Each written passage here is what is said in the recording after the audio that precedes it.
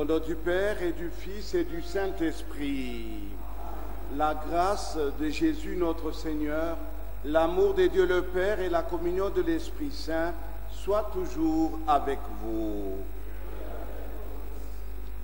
Mes frères, mes sœurs, vous qui êtes à la maison, empêchés de participer à la célébration eucharistique, mais en union avec votre Église et en communion avec elle, nous allons ensemble célébrer cette messe en ce 15e dimanche ordinaire. Le Christ nous révèle le souci du Père. Il est le semeur, il jette le grain partout pour que tous les hommes soient sauvés. Le Christ sort cherchant les convertis. Il leur lance sa parole. Il se lance lui-même comme la vraie et la seule heureuse semence du Père, afin que tout homme ait la vie et qu'il ait en abondance. Frères, mes sœurs, avant de célébrer cette sainte messe, confions-nous à la miséricorde de notre Dieu en nous reconnaissant pécheurs.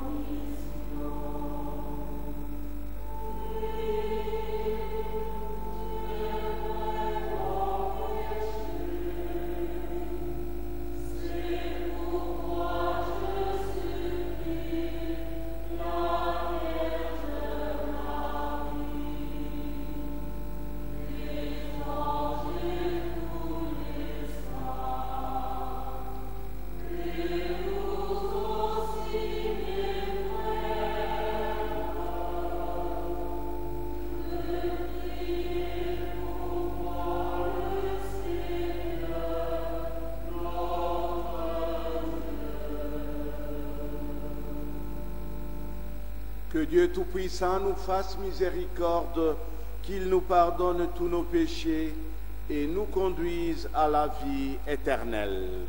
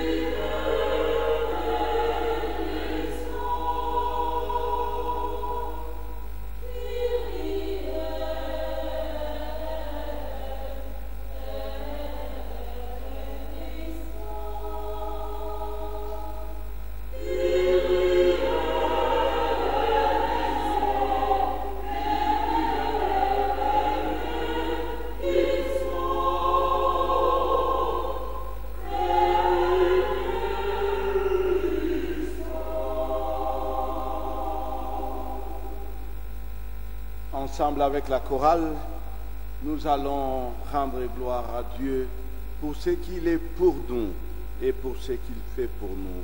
Ensemble, louons l'Éternel.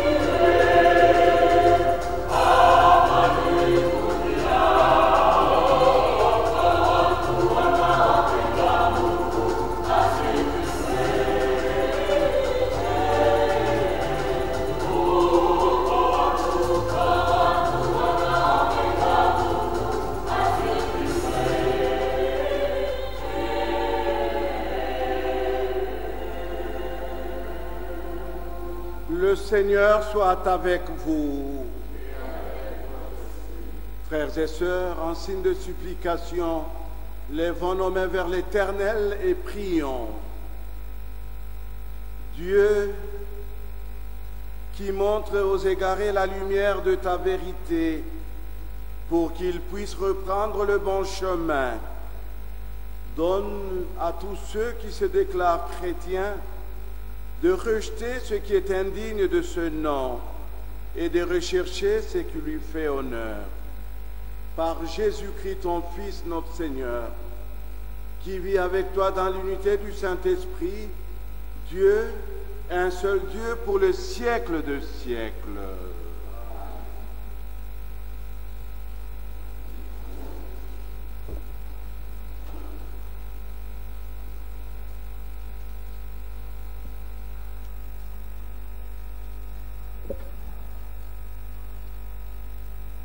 Liturgie de la parole. Première lecture. La parole de Dieu fait germer la terre.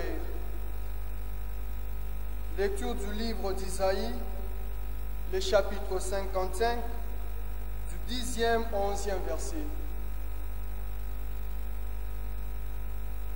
Ainsi parle le Seigneur, la pluie et la neige qui descendent des cieux n'y retournent pas sans avoir abreuvé la terre, sans l'avoir fécondée et l'avoir fait germer, pour donner la sémence au semeur et le pain à celui qui mange. Ainsi ma parole qui sort de ma bouche ne me reviendra pas sans résultat, sans avoir fait ce que je veux, sans avoir accompli sa mission.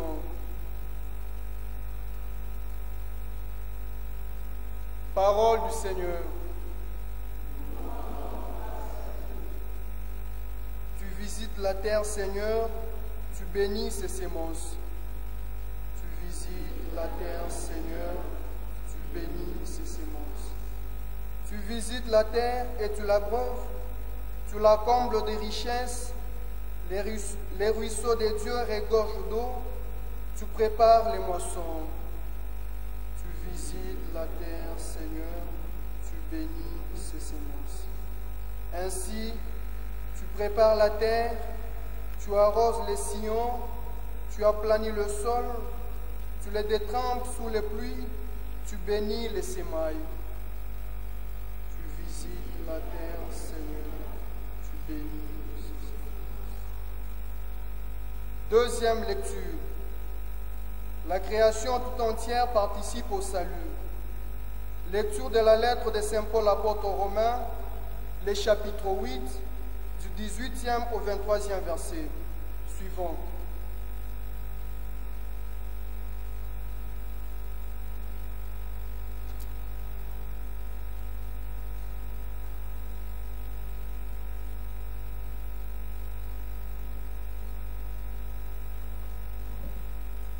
Frères, j'estime qu'il n'y a pas de commune mesure entre les souffrances du temps présent et la gloire que Dieu va bientôt révéler en nous. En effet, la création aspire de toutes ses forces à voir cette révélation des fils de Dieu. Car la création a été livrée au pouvoir du néant, non parce qu'elle a voulu, mais à cause de celui qui l'a livrée à ce pouvoir. Pourtant, elle a gardé l'espérance d'être, elle aussi. Elle a gardé l'espérance d'être, elle aussi, libérée de l'esclavage, de la dégradation inévitable pour connaître la liberté, la gloire des enfants de Dieu. Nous le savons bien, la création tout entière crie sa souffrance. Elle passe par les douleurs d'un enfantement qui dure encore. Et elle n'est pas seule. Nous aussi, nous crions en nous-mêmes notre souffrance. Nous avons commencé par recevoir le Saint-Esprit, mais nous attendons notre adoption et la délivrance de notre corps. Parole du Seigneur. Bien-aimés, l'évangile de ce dimanche est un extrait écrit par saint Matthieu, le chapitre 13, le verset 1 à 23. Mais avant cela, levons-nous et chantons une acclamation au Seigneur.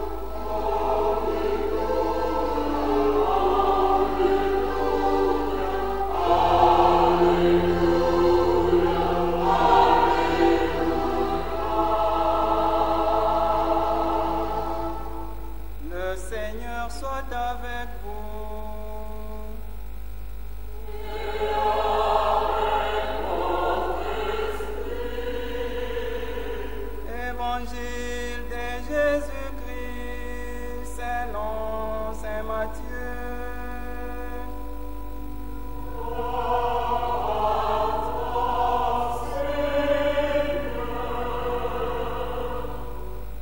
Ces jours-là, Jésus était sorti de la maison.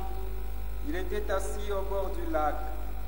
Une foule immense se rassembla auprès de lui, si bien qu'il monta dans une barque où il s'assit. Toute la foule se tenait sur le rivage. Il leur dit beaucoup de choses en parabole. Voici que le semeur est sorti pour s'aimer. Comme il s'aimait, les grains sont tombés au bord du chemin et les oiseaux sont venus tout manger. D'autres sont tombés sur les sols pierreux où ils n'avaient pas beaucoup de terre. Ils ont levé aussitôt parce que la terre était peu profonde. Le soleil s'était levé, ils ont brûlé. Et faute de racines, ils ont séché.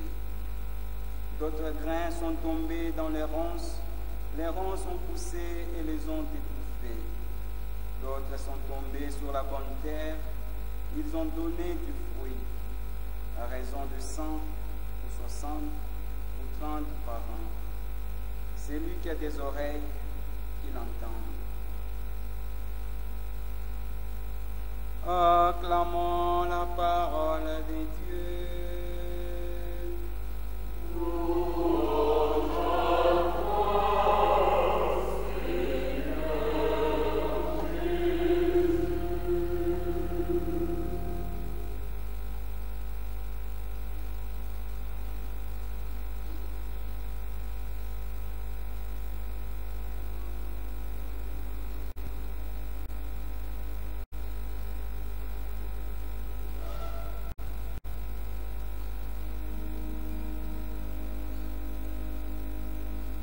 Frères et sœurs, l'Église est notre mère. Accomplissant sa mission de mère et d'accompagnatrice, nous accompagne en ce dimanche à l'école du Christ pour écouter le Maître qui nous offre la parole que lui-même a apprise de son Père pour non seulement nous engendrer à la vie, mais pour accroître davantage cette vie. L'Église, notre mère, nous propose en ce dimanche 3 textes très riches et qui gardent entre eux un lien formidable. La première lecture de notre méditation, elle est tirée, comme vous l'avez suivi, du livre du grand prophète Isaïe, dans son chapitre 55.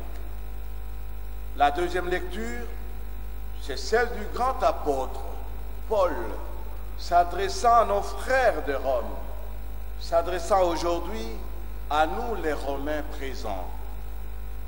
Et l'Évangile nous est proposé par l'un des synoptiques, à savoir Saint Matthieu. Les 2 premiers textes tournent, ou disons mieux, nous offrent la compréhension de la parabole du semeur que nous reporte Saint Matthieu dans son chapitre 13. Mais il n'est pas le seul à avoir écrit cette parabole. Saint Marc et Saint Luc, les 2 autres synoptiques, l'ont écrite. Le fait que ce soit 3 personnes qui l'écrivent exprime la véracité historique de cette parabole prononcée par le Christ lui-même. À la différence des autres paraboles, et la richesse de la parabole de ce jour, c'est que c'est le Christ lui-même, au lieu de nous laisser nous perdre dans la recherche des interprétations, qui, nous avons aujourd'hui lu la lecture brève, mais si vous lisez la longue lecture de cet évangile, vous comprendrez que c'est le Christ lui-même qui explique sa propre parabole. Et c'est une de grandes différences avec les autres paraboles. Le prophète Isaïe, dans la première lecture, nous livre une affirmation on ne peut plus grave sur l'efficacité de la parole de Dieu, disons mieux, sur l'efficacité des effets que produit la parole de Dieu. En effet, Dieu compare sa parole à la pluie, à l'eau, qui ne peut pas toucher la terre sans l'avoir mouillée. Et la terre étant la mère des plantes, qui ne peut pas toucher cette terre sans lui ajouter la force que obtiennent les plantes pour pouvoir grandir. Ce qui est beau, je disais, c'est cette efficacité de la parole de Dieu. Souvent, on ne s'en rend pas compte, mais Dieu déclare lui-même dans la première lecture, « Eh bien, ma parole ne me retourne pas, et ne retourne pas à moi sans avoir produit les effets. » C'est une assurance, c'est une affirmation divine, c'est donc une certitude. Comme l'eau, en effet, versée sur une terre, ne peut pas ne pas la mouiller. Avant de retourner vers lui, la parole de Dieu doit absolument faire son travail. Est-ce par un coup de bâton magique, puisque Dieu l'a dit, Dieu l'a affirmé, cela suffit à soi-même pour produire des fruits. Je pense que cette parole de Dieu, elle a besoin d'un répondant, qui est notre volonté couchée dans notre cœur et dans notre vie. Ce désir de Dieu de faire parvenir sa parole sur toute la terre devient une obligation pour nous de pouvoir lui donner un correspondant, comme je disais, ou un répondant. Et c'est le cœur de l'homme, c'est la vie même de l'homme. On pourrait être tenté de dire que la question de Dieu, la préoccupation de Dieu de pouvoir sauver toute l'humanité, trouve la réponse à chacun des humains qui constituent cette humanité. Et cette réponse, nous la découvrons dans la disponibilité de notre cœur pour pouvoir dire oui à cette parole qui nous est adressée. Nous comprendrons cela un peu plus bas. Passons à l'évangile.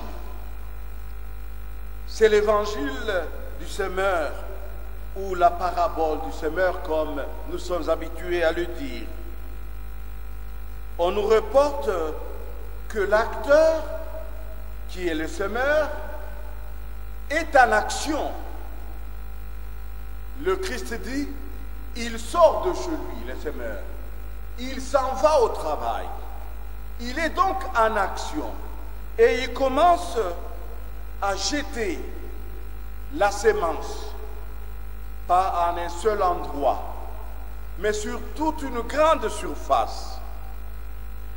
Et curieusement, il jette cette sémence sur non seulement une grande surface, mais une longue surface. Il parcourt, il réalise un voyage en train de s'aimer, en train de jeter le grain, en train de jeter la sémence, habité par un seul souci, c'est que, en jetant la sémence partout, qu'elle grandisse de partout et qu'elle donne les fruits de partout.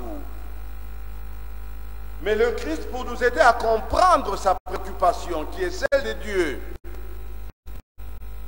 résume ou divise cette grande surface en 4 parties. Le bord du chemin sur lequel tombe le grain, le sol pierreux,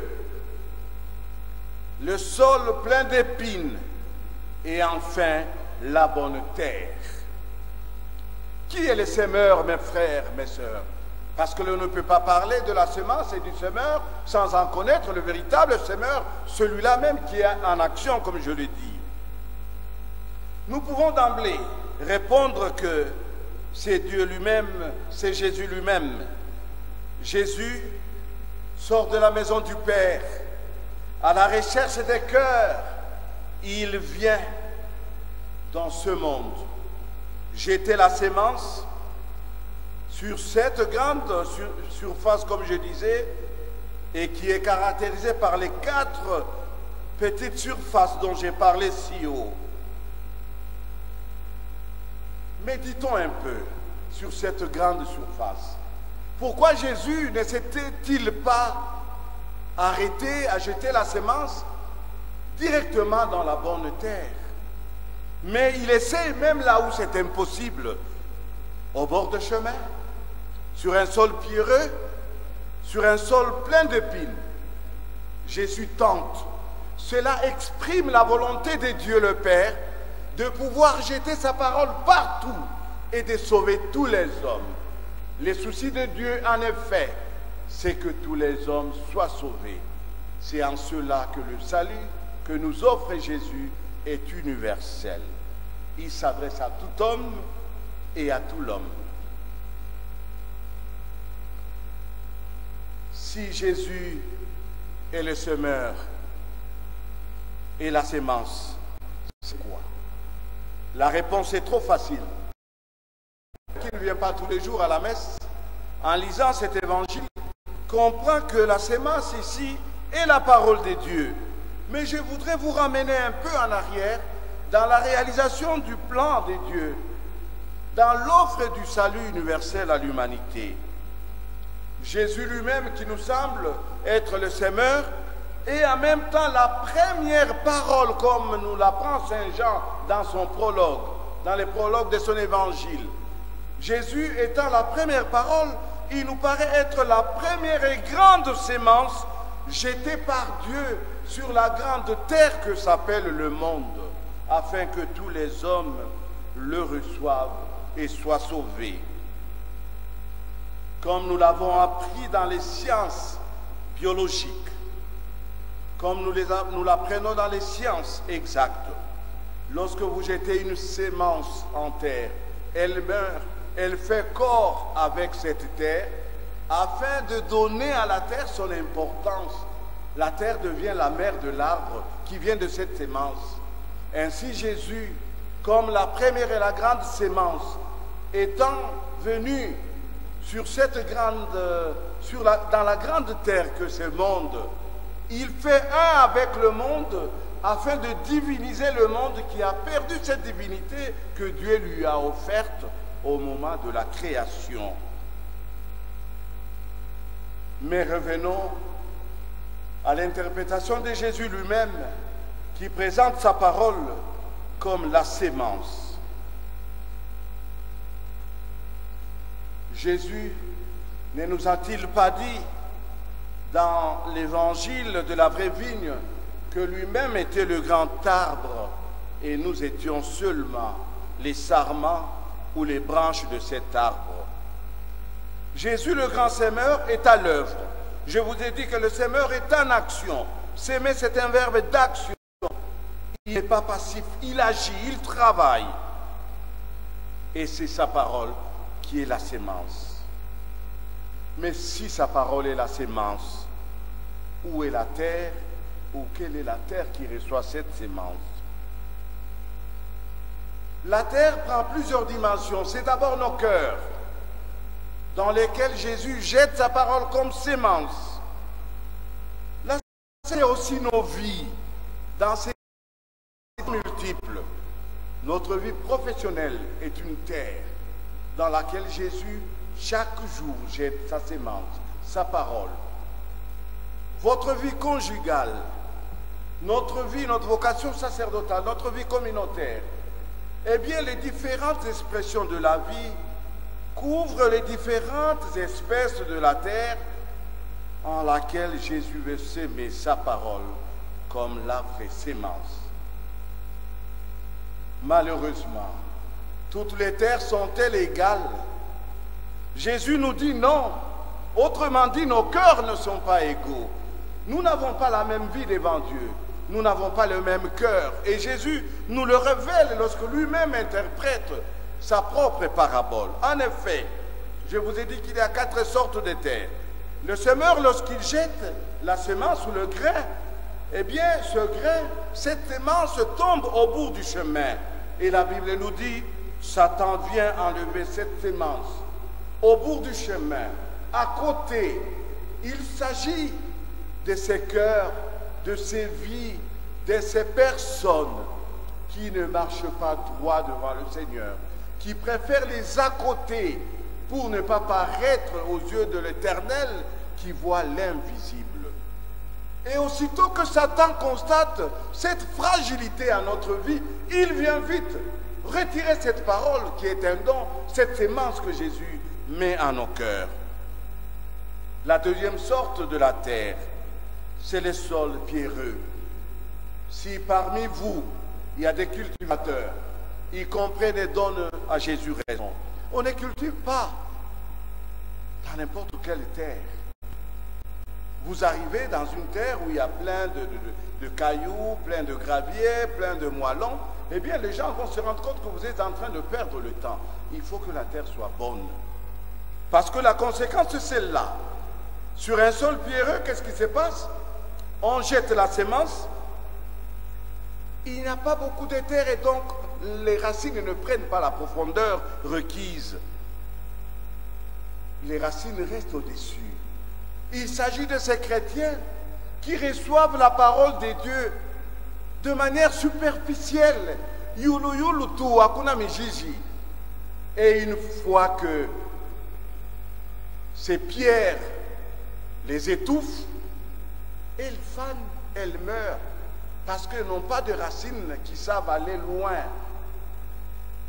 La troisième terre, qui caractérise la troisième catégorie de nos cœurs, de nos vies, de nos êtres, c'est ce sol, cette terre pleine d'épines. On y jette les semences, elles poussent, mais les épines les étouffent, les effacent et elles meurent. Les épines ici, c'est l'expression de toutes les souffrances, de toutes les inquiétudes, de toutes les angoisses, de toutes les sollicitations du monde. Les sollicitations du monde, mes frères, mes sœurs, sont des épines qui étouffent la parole de Dieu en notre vie. Et cette parole de Dieu que Jésus veut voir grandir en nous, elle est étouffée. Vitu vya dunia vinapita vya Mungu, vinafunika neema na mapenzi ya Mungu. Et finalement, la dernière, c'est la bonne terre. C'est celle-là qui reçoit la bonne sémence. Elle pousse et elle donne un grand arbre. Et cet arbre produit des fruits. Et ces fruits plaisent aux propriétaires du champ. C'est le cœur de tous ces chrétiens qui reçoivent la parole de Dieu comme sémence du Christ, qui laissent leur cœur, leur vie modélée par cette parole, exploitée par cette parole, nourrie et enrichie par cette parole, de manière que toute leur vie ne vient que l'expression de cette sémence. En effet, un grand arbre produit de beaux fruits, mais tout cela dépend de la bonne sémence qui a été aussi jetée dans la bonne terre et laquelle terre a été aussi bien entretenue. Ce n'est donc pas un don spécial qui doit nous rendre passifs. Dieu jette en nos cœurs, en nos vies, la bonne sémence, nous trouvons une bonne terre, mais nous devons travailler à l'amélioration de cette terre afin que les fruits qui en découlent restent les meilleurs et qui plaisent au Seigneur propriétaire du champ. À qui le salut est-il adressé? À qui la sémence est-elle donnée? En quelle terre la sémence est-elle jetée? Saint Paul nous dit, la création aspire tout entière à ce salut, dans ce gémissement, dans cette souffrance apparente. Comme nous dit Saint Paul, dans la deuxième lecture, mais c'est l'espérance qui nous donne de continuer malgré les quelques chutes. Nous devons donc prendre conscience par rapport à cette deuxième lecture que nous sommes appelés à être habités par l'espérance. Pourquoi cette espérance? Parce que c'est Dieu lui-même qui est le propriétaire de ce champ que représentent nos vies, que représentent nos cœurs, que Jésus lui-même est le semeur et qu'il fait bien le travail. Mon frère, ma soeur, toi qui m'écoutes, tu peux faire déjà en ce dimanche une évaluation pour essayer de te catégoriser, de te retrouver parmi les 4 sortes de terres que Jésus nous présente. Où es-tu? Ton cœur, où est-il? Où se place-t-il? Ta famille, ton travail, ta vie de tous les jours. Il est probable que tu te retrouves soit dans la première catégorie, la deuxième, la troisième. Cela ne peut pas t'amener au deuil ou au découragement. Tu es appelé à retravailler ta terre, autrement dit à retravailler ton cœur pour qu'il devienne la bonne terre dont Jésus a besoin. Prions pour toute l'Église. Prions aussi pour le monde entier. Prions pour notre pays. S'il y a une partie du champ de Dieu où les semeurs est malheureux, je pourrais dire c'est le Congo. Parce que Jésus sort comme un semeur, mais malheureusement, les 3/4 de son champ se trouvant au Congo est caractérisé par la mauvaise terre. Convertissons-nous, changeons nos cœurs et nos vies, devenons la terre dont Dieu a besoin pour nourrir le monde et le Congo de bons fruits. Amen.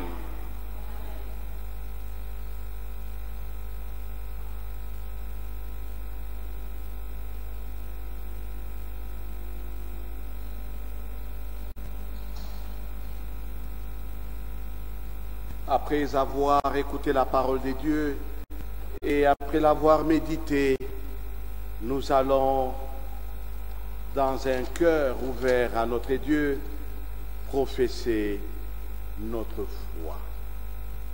Je crois en Dieu le Père Tout-Puissant, Créateur du ciel et de la terre, et en Jésus-Christ, son Fils unique, notre Seigneur, qui a été conçu du Saint-Esprit, est né de la Vierge Marie, a souffert sous Ponce Pilate, a été crucifié, est mort et a été enseveli, est descendu aux enfers.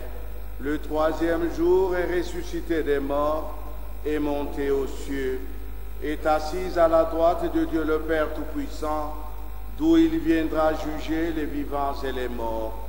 Je crois en l'Esprit Saint, à la Sainte Église catholique, à la communion des saints, à la rémission des péchés, à la résurrection de la chair, à la vie éternelle. Amen. Nous sommes ici pour prier.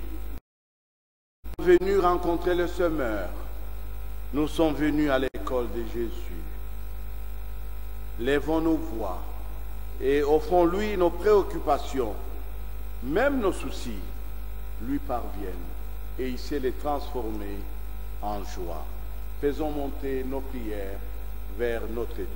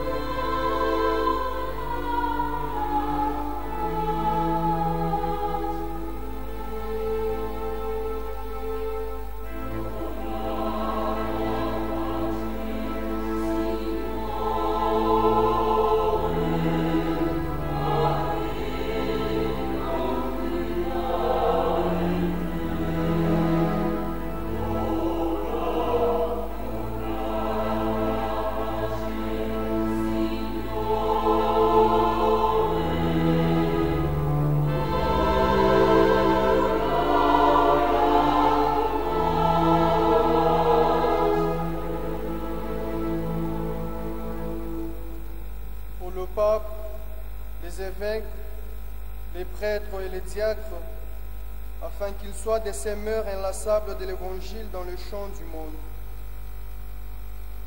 Prions le Seigneur.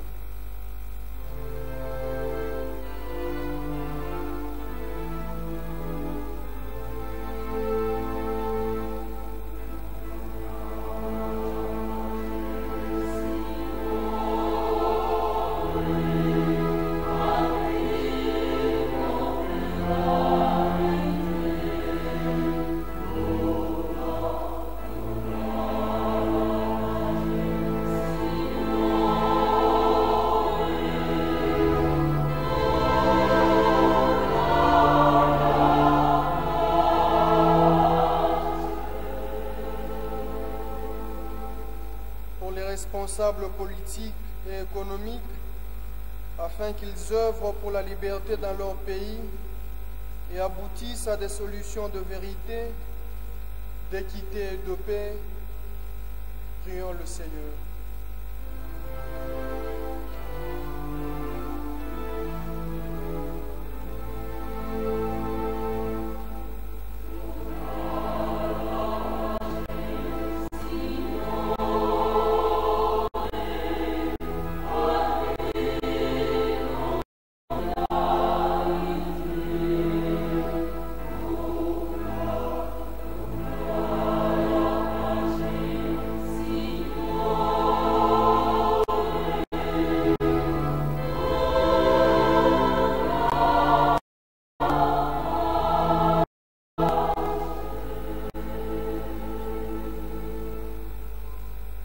Ceux qui vivent à la marge de l'Évangile, afin que le Seigneur jette la sémence de sa parole dans leur cœur pour qu'ils s'ouvrent à la conversion.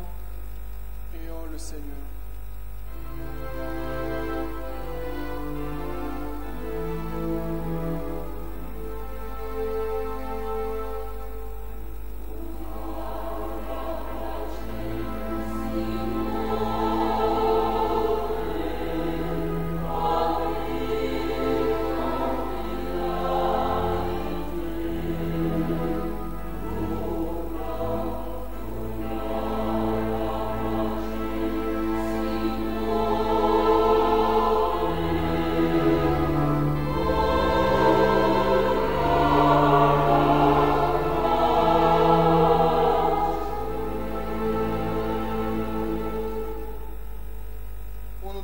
Rassemblés, afin que l'Esprit Saint fasse de nos cœurs une terre fertile qui portera de fruits de joie, d'amour et de persévérance.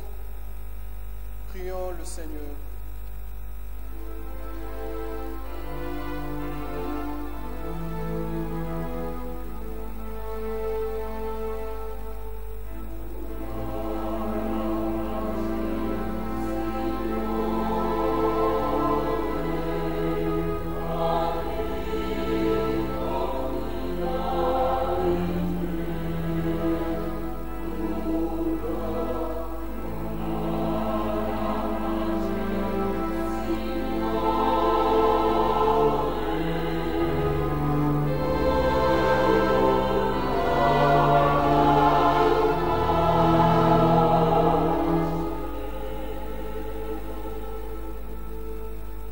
Prions aussi pour que le Seigneur reçoive avec miséricorde toutes les personnes décédées du coronavirus, que le Seigneur soit la consolation pour toutes les familles affligées et qu'il donne l'espérance à toutes les personnes atteintes mais qui se confient à lui. Prions le Seigneur.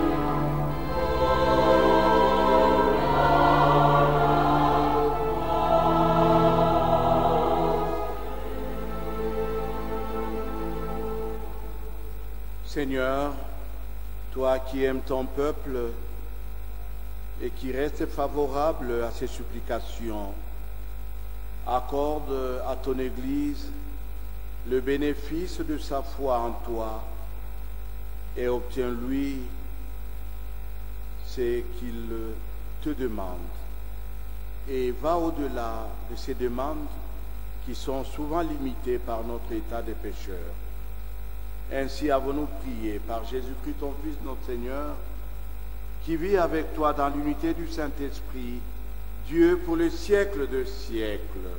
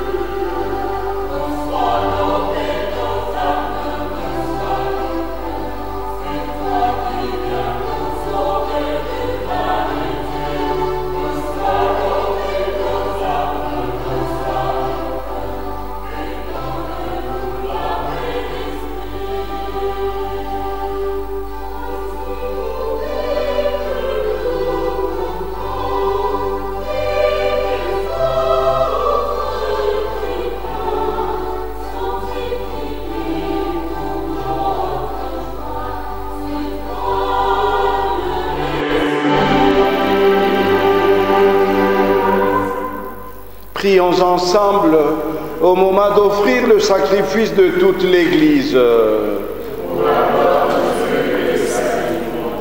Lèvons nos mains vers l'Éternel et prions. Regarde, Seigneur, les dons de ton Église en prière. Accorde à tes fidèles qui vont les recevoir la grâce d'une sainteté plus grande. Par Jésus-Christ, ton Fils, notre Seigneur. Le Seigneur soit avec vous. Élevons notre cœur. Rendons grâce au Seigneur notre Dieu. Vraiment, Père très saint, il est juste et il est bon de te rendre grâce, toujours et en tout lieu, par ton Fils bien-aimé Jésus-Christ, car il est ta parole vivante, par qui tu as créé toutes choses. C'est lui que tu nous as envoyé comme Rédempteur et Sauveur, Dieu fait homme, conçu de l'Esprit Saint, né de la Vierge Marie, pour accomplir jusqu'au bout ta volonté et rassembler du milieu des hommes un peuple saint qui t'appartienne. Il étendit les mains à l'heure de sa passion, afin que soit brisée la mort, et que la résurrection soit manifestée. C'est pourquoi avec les anges et tous les saints, nous proclamons ta gloire en chantant d'une seule voix.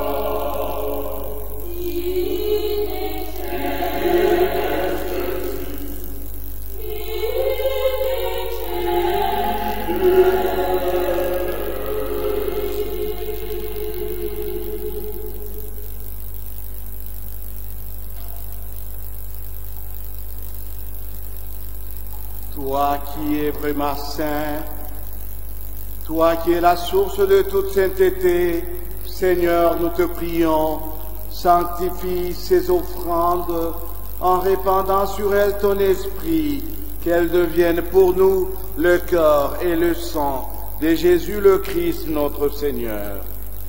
Au moment d'être livré et d'entrer librement dans sa passion, il prit le pain, il rendit grâce, il les rompit et les donna à ses disciples en disant, « Prenez et mangez-en tous, ceci est mon corps livré pour vous. »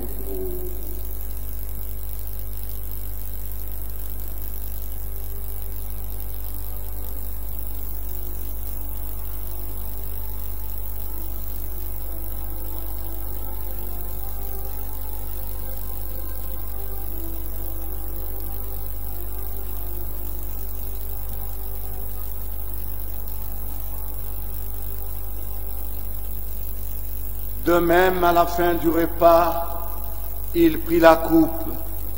De nouveau, il rendit grâce et la donna à ses disciples en disant, « Prenez et buvez-en tous, car ceci est la coupe de mon sang, le sang de l'alliance nouvelle et éternelle, qui sera versé pour vous et pour la multitude en rémission des péchés. Vous ferez cela en mémoire de moi. »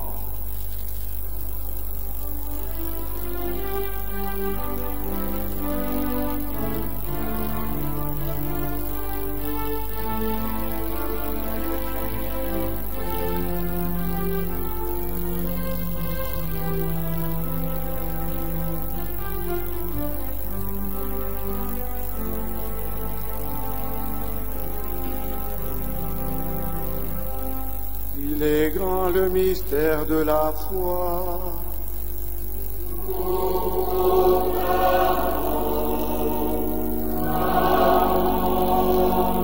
Seigneur Jésus, nous célébrons ta résurrection. Nous attendons ta venue.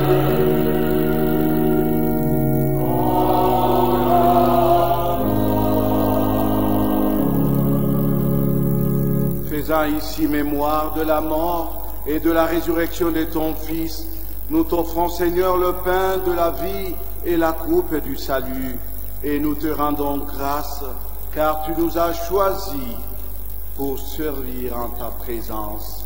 Humblement, nous te demandons qu'en ayant part au corps et au sang du Christ, nous soyons rassemblés par l'Esprit Saint en un seul corps. Souviens-toi, Seigneur, de ton Église répandue à travers le monde.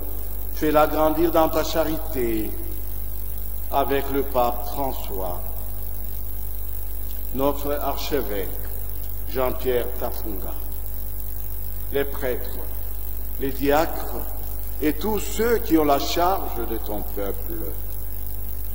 Souviens-toi aussi de nos frères, de nos sœurs, de nos parents, de nos amis qui se sont endormis dans l'espérance de la résurrection.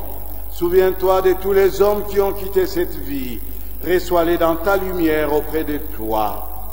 Sur nous tous enfin, nous implorons ta bonté. Permets qu'avec la Vierge Marie, la bienheureuse Mère de Dieu et notre Mère, avec Saint Joseph, son époux très chaste, avec les apôtres et les saints de tous les temps qui ont vécu dans ton amitié, nous ayons part à la vie éternelle et que nous chantions ta louange par Jésus-Christ, ton Fils, bien-aimé. Par lui, avec lui et en lui, à toi, Dieu le Père Tout-Puissant, dans l'unité du Saint-Esprit, tout honneur et toute gloire pour les siècles de siècles. Amen. Jésus se révèle à nous et nous fait découvrir une nouvelle identité. Il est le semeur. Il jette la sémence partout, mais souvent nos cœurs ne ressemblent en rien à la bonne terre. Confions-nous à la miséricorde du Père pour obtenir de lui la transformation de nos cœurs, de nos vies, de nos familles, en un lieu où le Christ peut jeter sa sémence et espérer obtenir la bonne récolte. Notre Père qui es aux cieux, que ton nom soit sanctifié, que ton règne vienne, que ta volonté soit faite sur la terre comme au ciel. Donne-nous aujourd'hui notre pain de ce jour. Pardonne-nous nos offenses, comme nous pardonnons aussi à ceux qui nous ont offensés. Et ne nous laisse pas entrer en tentation, mais délivre-nous du mal. Délivre-nous de tout mal, Seigneur. Délivre notre pays de tout mal et donne la paix à notre temps. Par ta sainte miséricorde, libère-nous du péché. Rassure-nous devant les épreuves, en cette vie où nous espérons le bonheur que toi-même tu promets et l'avènement de Jésus-Christ, notre Sauveur.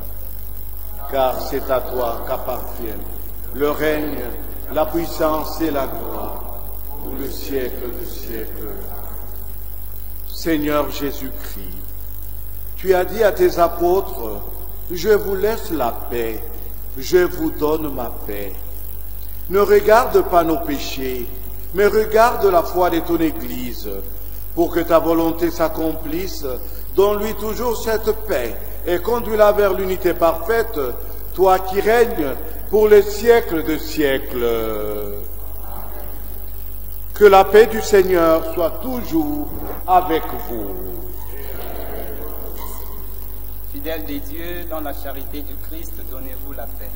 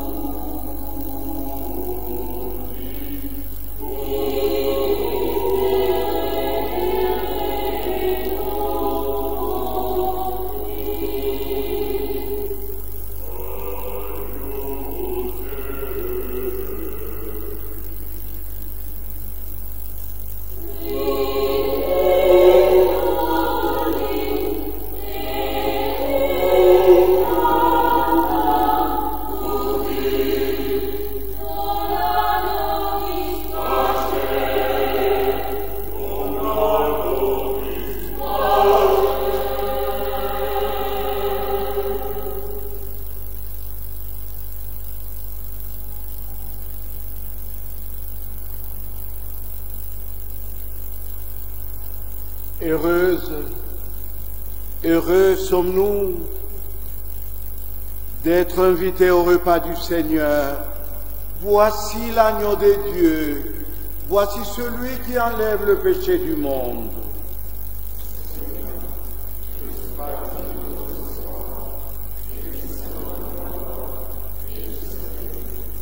Que le corps et le sang du Christ nous gardent pour la vie éternelle.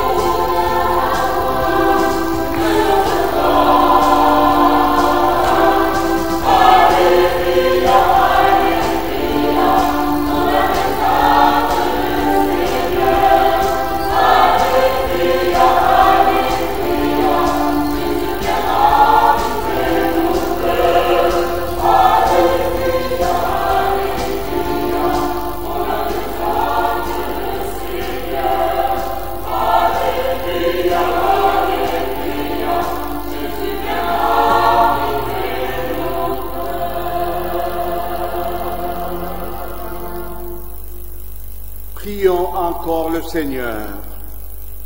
Nourris de ton Eucharistie, nous te supplions, Seigneur, chaque fois que nous célébrons ce mystère, fais grandir en nous ton œuvre de salut. Par Jésus-Christ, ton Fils, notre Seigneur, qui vit avec toi dans l'unité du Saint-Esprit, Dieu, un seul Dieu pour le siècle de siècles. Amen. Le Seigneur soit avec vous. Et avec vous. Avant de vous donner la bénédiction, je souhaite à tous et à chacun d'entre vous, en ce dimanche de confinement, un très bon dimanche confiné. Que Dieu Tout-Puissant vous bénisse et vous garde, le Père, le Fils et le Saint-Esprit. Allez dans la paix du Christ.